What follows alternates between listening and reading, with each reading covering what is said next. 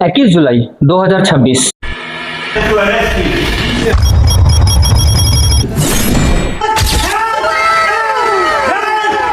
शाम के ठीक 4 बजे दिल्ली का सफदरजंग अस्पताल एक जंग का मैदान बन चुका था। एक तरफ देश के राजधानी का भारी पुलिस फोर्स तैनात थे और दूसरी तरफ व्हील चेयर पर बैठा एक ऐसा शख्स जिसका 26 दिनों से एक अन्न का दाना ना खाने की वजह से 11 किलो वजन कम हो चुका था। सोनम वांगचुक, लद्दाख की वो आवाज जो जंतर मंतर पर नीट पेपर लीक के खिलाफ आमरण अनशन पर बैठी थी, वो अचानक दिल्ली पुलिस के सामने चीख रही थी, अगर मुझे जबरन रोकना है तो मुझे आधिकारिक रूप से गिरफ्तार करो। लेकिन इस अस्पताल के बंद कमरे में क्या चल रहा था? लोगों का मानना है कि सोनम वांगचुक के साथ गलत व्यवहार किया जा रहा है अस्पताल में और वो अस्पताल से निकलते ही एक भयानक अनशन शुरू करने वाला है। कुछ लोग तो यहाँ तक कह रहे हैं कि इस प्रोटेस्ट के पीछे कोई बहुत बड़ा राजनीतिक साजिश है जो सरकार को पलटने का दम रखती है। पर इस पूरी मिस्ट्री का सच क्या है?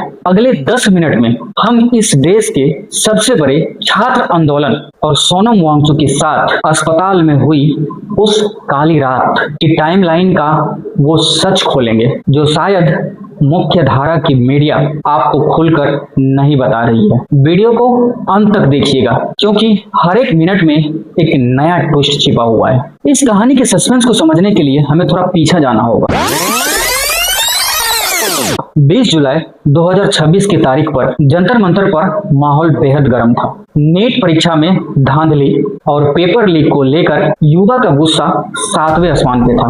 कॉकरोच जनता पार्टी यानी सीजेपी के बैनर तले हजारों छात्र धर्मेंद्र प्रधान के इस्तीफा मांग रहे थे। सोनम वांगचुक के अनशन को 25 दिन पूरे हो चुके थे। उनका शरीर जवाब दे रहा था। डॉक्टर चेतावनी दे रहे थे कि उनके ऑर्गन्स कभी भी फेल हो सकते हैं। ठीक इसी वक्त दिल्ली पुलिस एक्शन में आते हैं। जो वहां प्रदर्शन कर रहे थे उन छात्रों को बसों में भरकर हिरासत में लिया जाने लगता है। माहौल को बिगड़ता देख सोनम वांगचुक को तुरंत जंतर मंतर से उठाकर सफदरजंग अस्पताल के आईसीयू में भर्ती किया जाता है। जनता को लगा कि ये सिर्फ एक मेडिकल इमरजेंसी है, लेकिन असली ड्रामा तो अगले दिन यानी 21 जुलाई 2026 को शुरू होने वाला था, जिसने इस आंदोलन को एक अंतरराष्ट्रीय मुद्दा बना दिया। 21 जुलाई को दिल्ली हाई कोर्ट में एक याचिका का सुनवाई होता है। कोर्ट साफ निर्देश देता है कि सोनम वांगचुक को उनके पसंदीदा अस्पताल में शिफ्ट करने की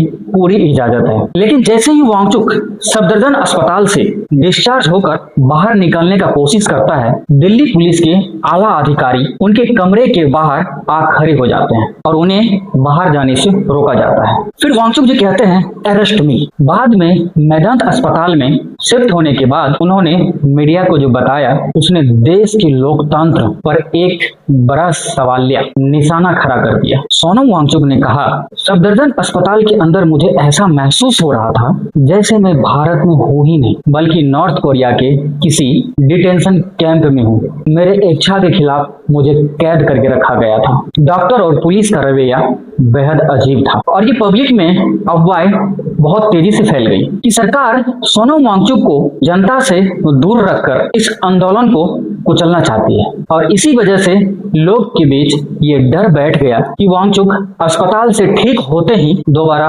और बड़ा अनशन शुरू करेगा। लेकिन प्रश्न ये उठता है, क्या वो सच में ऐसा करने वाला है? इसका जवाब छुपा हुआ है मेदांता के उस सीक्रेट मीटिंग में जो 23 जुलाई को हुई। 23 जुलाई 2026 देर रात गुरुग्राम के मेदांता अस्पताल में अचानक हलचल मच जाती है। देश के स्वास्थ्य मंत्री जेपी नड्डा और केंद्र मंत्री डॉक्टर जितेंद्र सिंह खुद सोनम वांगचुक से मिलने अस्पताल पहुंच जाते हैं। मंत्रियों के हाथ में एक फाइल थी। ये फाइल थी प्रधानमंत्री नरेंद्र मोदी की उस आश्वासन की जिसमें सरकार ने नीट और देश की शिक्षा व्यवस्था में सुधार के लिए एक नया अमेंडमेंट बिल यानी संशोधन विधेयक लाने का वादा किया था। सरकार ने लिखित में दिया कि शांति से प्रदर्शन करने वाले छात्र पे किसी प्रकार की कानूनी कार्रवाई नहीं की जाएगी और इसी के साथ सोनम वांगचुक मंत्री के हाथ से जो स्पीकर सोनम वांगचुक ने अपना 26 दिन का आमरण अनशन आधिकारिक रूप से तोड़ दी। लेकिन सस्पेंस यहाँ खत्म नहीं होता। जैसे ही अनशन टूटा, सोशल मीडिया पर ट्रोल्स एक्टिव हो गए। इंटरनेट पर नैरेटिव चलाया गया कि वांगचुक ने सरकार से कोई गुप्त डील कर ली और वो छात्रों को बीच रास्ते में ही छोड़कर पीछे हट गए। परंतु क्या ये सच था? इसी बात पे सोनम वांगचुक खुद कैमरे पे आए। उनका चेहरा साफ दिख रहा था कि वो पीले पड़ते जा रहे हैं। आवाज में कमजोरी थी, लेकिन आंखों में गुस्सा था। उन्होंने बेहद भावुक होकर के कहा, अगर मुझे कोई निजी समझौता करना होता तो मैं 26 दिन के अनशन पर नहीं बैठता। मेरा 11 किलो वजन कम हुआ है। मेरा शरीर का अंग डैमेज होने के कगार पर था। मैंने अपना यह अनशन इसलिए वापस लिया क्योंकि सरकार ने ये स्वीकार किया कि छात्रों के साथ जो शांतिपूर्वक प्रोटेस्ट कर रहे हैं उस पर किसी प्रकार की कार्रवाई नहीं की जाएगी। मैंने यह अनशन सिर्फ इसलिए तोड़ा ताकि सरकार के आश्वासन के बाद देश में छात्रों के साथ कोई हिंसा ना हो। अब आते हैं आपके सबसे बड़े सवाल पर। जब सोनम वांगचुक ने अनशन तोड़ दिया तो फिर सीजेपी के फाउंडर अभिजीत दीपके ने सोशल मीडिया पे आकर कहा, तो अब हमारा नेक्स्ट टारगेट है कि कुछ भी करके हमें बीजेपी के फॉलोअर्स कम करने हैं। अब हमें बीजेपी के फॉलोअर को डाउन करना पड़ेगा। हमारा अगला उद्देश्य यही है। क्या सच में सरकार पलटने की तैयारी चल रही है? गहराई से समझिए, सीजेपी कोई पारंपरिक राजनीतिक पार्टी नहीं है। ये सोशल मीडिया से उपजा युवाओं का एक डिजिटल स्लेव है सिर्फ। और इंस्टाग्राम पर देखें तो इस वक्त इनका फॉलोअर राजनीतिक पार्टी से भी बहुत ज्यादा है।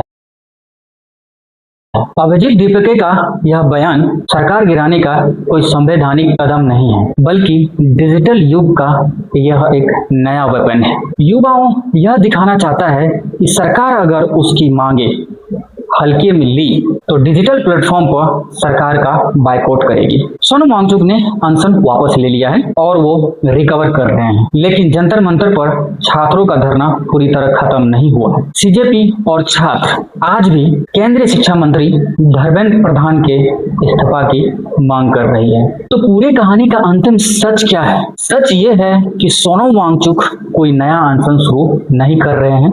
वो डॉक्टर के कड़ी निगरानी में मेदांता अस्पताल में अपना स्वास्थ्य को ठीक करवा रहे हैं। अस्पताल में उनके साथ शुरुआत में जो हुआ वह निश्चित रूप से एक लोकतांत्रिक देश के लिए चिंताजनक की विषय है, लेकिन उन्होंने देश में शांति बनाए रखने के लिए सरकार के वादे पर भरोसा किया है। अब देखना यह है कि क्या सरकार संसद के आने वाले सत्र में शिक्षा की सुधार का वो बिल लाती है जिसका वादा उसने वांगचुक से किया है, या फिर आंदोलन एक नया मोड़ लेगा। आपको क्या लगता है? अस्पताल में जो सोनम वांगचुक के साथ हुआ था क्या वो सही है? और क्या सोशल मीडिया पर फॉलोअर्स घटाने वाले इस डिजिटल प्रोटेस्ट से सरकार पर कोई असर पड़ेगी? अपना राय कमेंट में जरूर बताना।